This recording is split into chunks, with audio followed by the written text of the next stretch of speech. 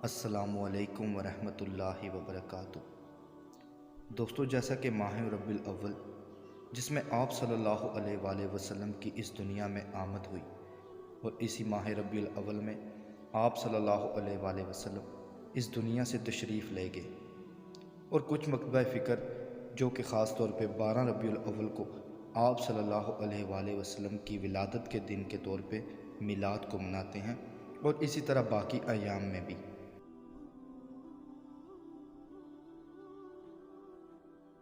آیا قرآن و حدیث میں میلاد منانے کے متعلق کوئی حوالے ہمیں ملتے ہیں کہ نہیں؟ لیکن اس سے پہلے جو مکاتب فکر میلاد کے متعلق اعتراضات کرتے ہیں، انہیں اپنے امام کی کتاب المہند علی المفند میں سب سے پہلے ایک گستاخی کی کہ انہوں نے میلاد کو ہندوؤں کے کنیا کی ولادت کے ساتھ مشابہت دی، یعنی کہ جو میلاد مناتے ہیں وہ ہندوؤں کے معبود کنیا کی اصل ولادت کی پوری نقل اتارتے ہیں۔ اور بعد میں پھر اسی کتاب میں ہی انہی کے علماء کرام نے اسی بات کو یہ کہا کہ یہ مناسب نہیں اور اس فعل کے کرنے میں کوئی خرابی نہیں ہے، اور اسی طرح ایک اور جگہ لکھا کہ یہ تو ہمارے نزدیک بہت پسندیدہ اور اعلیٰ درجے کا مستحب ہے کہ آپ صلی اللہ علیہ وآلہ وسلم کی ولادت شریفہ، آپ کے تبرکات اور اسی طرح آپ کا ذکر اذکار کیا جائے۔ اسی طرح ایک اور مکاتب فکر کی کتاب صراط مستقیم کے تقاضے میں وہ لکھتے ہیں کہ اسی طرح نبی کریم صلی اللہ علیہ وآلہ وسلم کی ولادت کے دن کی تعظیم کا معاملہ ہے۔ مسلمان یہ چیز یا تو عیسائیوں کی تقلید میں کرتے ہیں جو عیسیٰ علیہ السلام کے یوم ولادت میں عید مناتے ہیں، یا پھر رسول صلی اللہ علیہ وآلہ وسلم کی محبت اور تعظیم کی وجہ سے ایسا کرتے ہیں۔ اللہ تعالیٰ اس بدعت پر، یعنی کہ دین میں ایک نئے کام کو بدعت کہتے ہیں، اس بدعت پر نہیں بلکہ اس محنت اور اجتہاد پر انہیں ثواب دے گا۔ آپ کو ان دو مکاتب فکر کے اماموں کی کتابوں سے یہ پتہ چل گیا جو میلاد کے اوپر زیادہ اعتراض کرتے ہیں انہوں نے اس کے متعلق کیا لکھا ہے۔ اب آیا کہ کیا قرآن کریم اور احادیث میں ہمیں میلاد کے متعلق کوئی دلیل یا کوئی حوالہ ملتا ہے؟ تو اس کے لیے سورہ یونس کی 58 نمبر آیت پیش کی جاتی ہے کہ آپ کہہ دیجئے کہ بس لوگوں کو اللہ کے اس انعام اور اس رحمت پر خوش ہونا چاہیے، وہ اس سے بدرجہ بہتر ہے جس کو وہ جمع کر رہے ہیں۔ یہ قرآنی آیت دلیل کے طور پر پیش کی جاتی ہے کہ جس میں اللہ تعالیٰ اس انعام اور رحمت پر خوش ہونا چاہیے کہنے کا حکم دے رہے ہیں۔ لیکن جب ہم اس سے پچھلی آیت کو پڑھتے ہیں تو ہمیں پتہ چلتا ہے کہ یہ تو قرآن کے متعلق آیت تھی۔ اے لوگو، تمہارے پاس تمہارے رب کی طرف سے ایک ایسی چیز آئی ہے جو نصیحت ہے، اور دلوں میں جو روگ ہیں ان کے لیے شفا ہے، اور رہنمائی کرنے والی ہے، اور رحمت ہے اور ایمان والوں کے لیے۔ تو ہم جشن قرآن تو نہیں مناتے۔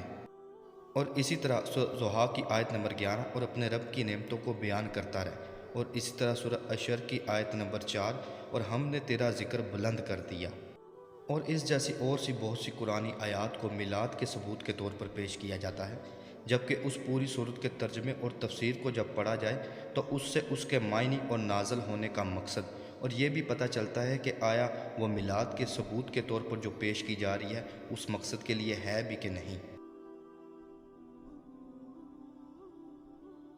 اور اسی طرح سے بخاری کی ایک اور حدیث سے بھی ثبوت پیش کیا جاتا ہے، جس میں ایک صوبیہ نامی لونڈی جو کہ ابو لہب کی تھی، جس نے آپ صلی اللہ علیہ وآلہ وسلم کو دودھ پلایا تھا، تو جب ابو لہب مر گیا تو ایک عزیز کے خواب میں آیا اور اس نے کہا کہ مجھے کبھی آرام نہیں ملا ماں سوائے اس بات کے کہ اس انگلی سے پانی پلایا جاتا ہے، یہ بھی اسی وجہ سے کہ میں نے صوبیہ کو آزاد کیا تھا۔ تو یہ ثبوت دیا جاتا ہے کہ ابو لہب نے اپنی لونڈی کو آپ صلی اللہ علیہ وآلہ وسلم کے لیے آزاد کیا، تو جہنم میں بھی یہ انعام دیا جا رہا ہے۔ تو اگر میلاد منائیں گے تو کتنا انعام دیا جائے گا؟ تو ابو لہب نے تو آپ صلی اللہ علیہ وآلہ وسلم کو پیغمبر نہیں تھا مانا، اور نہ ہی اس نے بعد میں بھی ان کی نبوت کے متعلق کوئی ایمان لایا، تو اس پر تو پوری صورت بھی اتری تھی، سورہ لہب۔ اور اسی نے کوئی صفحہ کے موقع پر سب سے پہلے آپ صلی اللہ علیہ وآلہ وسلم کی دعوت کا انکار کیا تھا۔ اسی طرح صحیح مسلم میں موجود ایک اور حدیث سے ثبوت پیش کیا جاتا ہے، جس میں آپ صلی اللہ علیہ وآلہ وسلم نے یہ فرمایا کہ جس نے دین اسلام میں کوئی اچھا طریقہ ایجاد کیا اور پھر اس کے کرنے والے تمام لوگوں کا اجر بھی اس شخص کو دیا جائے گا۔ یہ آپ صلی اللہ علیہ وآلہ وسلم نے اس موقع پر فرمایا تھا جب کچھ غریب لوگ آپ صلی اللہ علیہ وآلہ وسلم کے پاس آئے، تو آپ ان کی فاقہ زدگی کو دیکھ کر آپ صلی اللہ علیہ وآلہ وسلم کا رخ انور غم زدہ ہو گیا۔ پھر آپ نے حضرت بلال رضی اللہ عنہ کو اذان دینے کا کہا اور لوگ جمع ہوئے تو آپ صلی اللہ علیہ وآلہ وسلم نے سورہ حشر کی یہ آیت پڑھی، اللہ سے ڈرو اور ہر جان دیکھے کہ اس نے کل کے لیے آگے کیا بھیجا ہے۔ پھر ان لوگوں کی مدد کے لیے آپ صلی اللہ علیہ وآلہ وسلم نے صحابہ کو تلقین کی تو انصار میں سے ایک آدمی اپنے گھر سے ایک تھیلا بھر کر لے آئے۔ پھر لوگ ایک دوسرے کے پیچھے آنے لگے اس کو دیکھ کر، اور وہ بھی اپنے گھروں میں سے مدد کے لیے ساز و سامان لے آئے۔ جب آپ صلی اللہ علیہ وآلہ وسلم نے کھانے اور کپڑوں کا ڈھیر دیکھا تو صحابہ نے آپ صلی اللہ علیہ وآلہ وسلم کا چہرہ مبارک دیکھا، وہ اس طرح دمک رہا تھا جیسے اس پر سونا چڑھا ہوا ہو۔ پھر آپ صلی اللہ علیہ وسلم نے فرمایا، جس نے اسلام میں کوئی اچھا طریقہ رائج کیا تو اس کے لیے اس کا اپنا بھی اجر ہے اور ان کے جیسے اجر بھی جنہوں نے اس کے بعد اس طریقے پر عمل کیا، اس کے بغیر کہ ان کے اجر میں کوئی کمی ہو، اور جس نے اسلام میں کسی برے طریقے کی ابتدا کی اس کا بوجھ بھی اسی پر اور ان کا بوجھ بھی جنہوں نے اس کے بعد اس پر عمل کیا، اس کے بغیر کہ ان کے بوجھ میں وہ کوئی کمی ہو۔ اور اسی طرح صحیح بخاری کی حدیث میں آپ صلی اللہ علیہ وآلہ وسلم نے فرمایا، اس دین میں جس نے کوئی ایسی نئی رسم پیدا کی جو اس میں نہیں تھی تو وہ مردود ہوگی۔ اور اسی طرح جامعہ ترمذی کی حدیث میں آپ صلی اللہ علیہ وآلہ وسلم نے فرمایا، پس تم پر میری اور میرے ہدایت یافتہ خلفۂ راشدین کی سنت لازم ہے، پس تم اس سے تمسک اختیار کرو اور داڑھوں کے ساتھ اسے پکڑ لو اور دین میں نئے کام جاری کرنے سے بچو، کیونکہ یہ دین میں ہر نیا کام بدعت ہے اور ہر بدعت گمراہی ہے۔ اور یہاں پر ایک اور بات جاننا بہت ضروری ہے کہ جیسا کہ پچھلی حدیث میں آپ صلی اللہ علیہ وآلہ وسلم نے فرمایا کہ تم پر میری سنت اور میرے ہدایت یافتہ خلفائے راشدین کی سنت لازم ہے، تو آپ صلی اللہ علیہ وآلہ وسلم کے دور میں بھی کوئی دلیل نہیں ملتی۔ اور آپ صلی اللہ علیہ وآلہ وسلم تو صحیح مسلم کی حدیث میں موجود ہے، جب آپ سے سموار کے روزے کے متعلق پوچھا گیا تو آپ صلی اللہ علیہ وسلم نے فرمایا، میں اسی دن پیدا ہوا اور اسی دن مجھ پر قرآن نازل کیا گیا تھا۔ اور مشکات المصابیح میں واضح الفاظ موجود ہیں کہ پیر اور جمعرات کے روز اعمال پیش کیے جاتے ہیں، لہٰذا میں پسند کرتا ہوں کہ میرا عمل اس حال میں پیش کیا جائے کہ میں روزے سے ہوں۔ تو آپ صلی اللہ علیہ وآلہ وسلم صرف سال بعد نہیں، ہر پیر اور جمعرات کو روزہ رکھا کرتے تھے کہ میں اس دن پیدا ہوا اور اسی دن مجھ پر وحی نازل ہوئی۔ اور اسی طرح آپ صلی اللہ علیہ وآلہ وسلم کے دور میں بھی کوئی ایسی دلیل نہیں ملتی۔ اور اسی طرح آپ کے 2 سال بعد 13 ہجری میں حضرت ابو بکر صدیق اس دنیا سے چلے گئے، حضرت عمر 23 ہجری، حضرت عثمان 35 ہجری اور حضرت علی رضی اللہ عنہ 40 ہجری کو اس دنیا سے چلے گئے۔ تو خلفائے راشدین کے دور میں بھی نہ کوئی جلوس نہ کوئی تقریب میلاد کے اوپر منعقد کی گئی، بلکہ کچھ بھی اس طرح کا عمل واضح نہیں ہے۔ تو جب آپ تحقیق کریں گے تو آپ کو پتہ چلے گا کہ تقریباً آپ صلی اللہ علیہ وآلہ وسلم کے 650 سال بعد 630 ہجری میں آج سے 1000 سال پہلے ملک المظفر نے ربانہ ربیع الاول کے پروگرام کو شروع کروایا، اور اسی طرح آج سے 600 سال پہلے 1588 عیسوی میں سلطنت عثمانیہ نے 12 ربیع الاول کی چھٹی کا اعلان کیا۔ تو آیا کہ اگر میلاد کے متعلق ہمیں کوئی حوالہ یا ثبوت نہیں ملتا تو کیا یہ بدعت ہے؟ کیا اس کو منانا ناجائز ہے؟ تو یاد رکھیے، وہ کام جس سے شریعت کو نقصان پہنچتا ہو یا دین اسلام میں کوئی نیا عقیدہ بنتا ہو وہ نقصان دہ ہے۔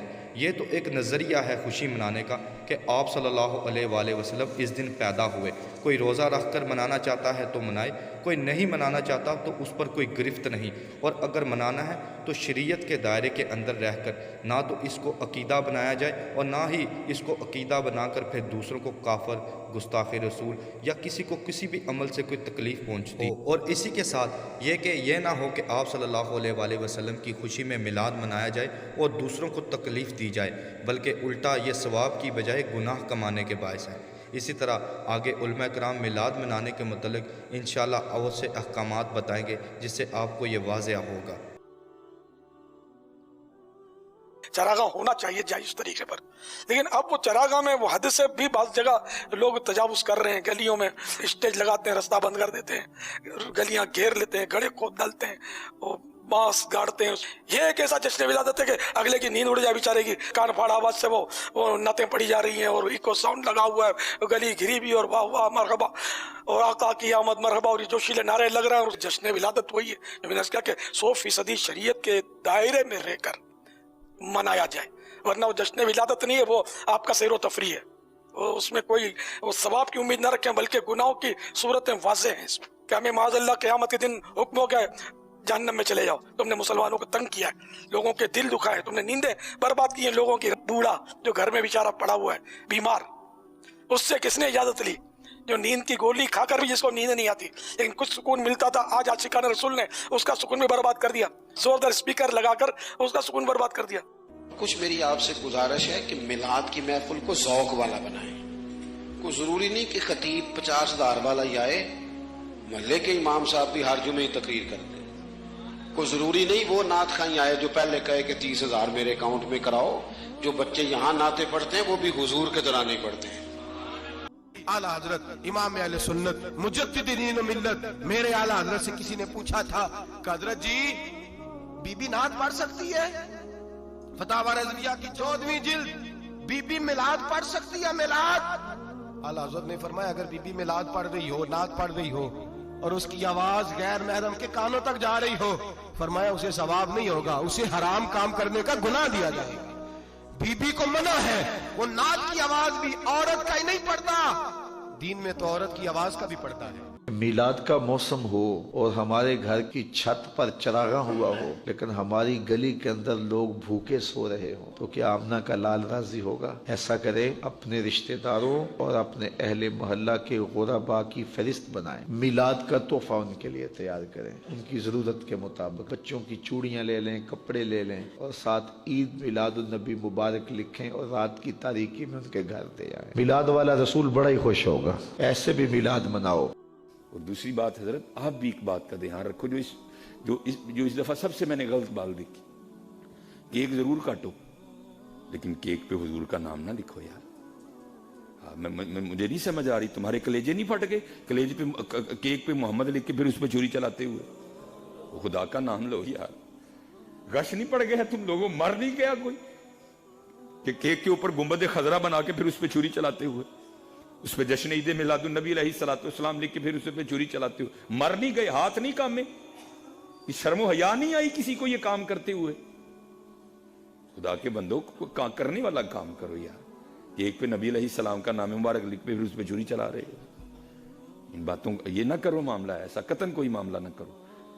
केक काटो लेकिन मैं वो भी नहीं भाई अल्लाह और अल्लाह का रसूल तो हमसे केक मांग ही नहीं रहे। अल्लाह और अल्लाह का रसूल तो कह रहे हैं अपनी जुबान मीठी कर, जुबान तेरी कड़वी है। किसको केक काट के बता रहे तू? जुबान तेरी कड़वी है, किरदार तेरा कोड़ा है। हाँ, अगर चाहते हो, जैसे मैंने जहां से इब्तिदा की, अल्लाह और अल्लाह का रसूल खुश कर रहे हैं तो अपना किरदार मीठा करो। अल्लाह ताला हमें अपने दीन को समझने, उस पर अमल करने और दूसरों तक पहुँचाने और फ़िरका वारियत जैसी लानत को ख़त्म करने और मिलजुल कर रहने की तौफीक अता करे। अस्सलामु अलैकुम व रहमतुल्लाहि व बरकातुहू।